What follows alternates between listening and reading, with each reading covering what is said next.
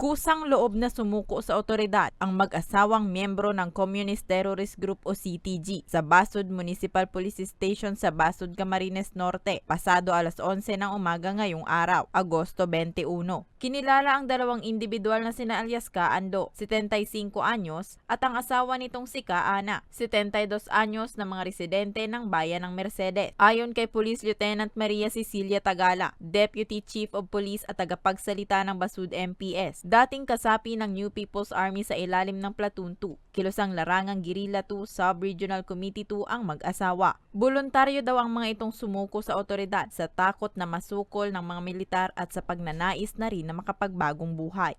Nainggan nyo sila kasi magaganda yung programa na maaari makabenepisyo sa kanila. At saka isa pa ay pagod na rin sila sa pamumuhay na malayo sa kanilang mga mahal sa buhay. So kaya naisipan nilang sumuko. Tiniyak naman ni Tagala na mabibigyan ng tulong pangkabuhayan ng mag-asawa sa ilalim ng Enhanced Comprehensive Local Integration Program o ECLIP ng gobyerno.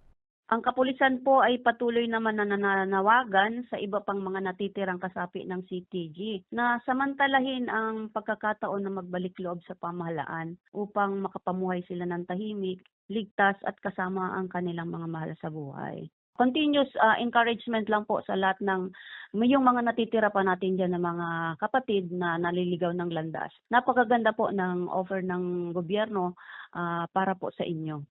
Sa kasulukuyan, nasa kustudiya pa ng Camnorte 1st PMFC ang mag-asawa para sa kaukulang dokumentasyon at disposisyon. Para sa mga balitang Tatak Bicol, Rose Bilista.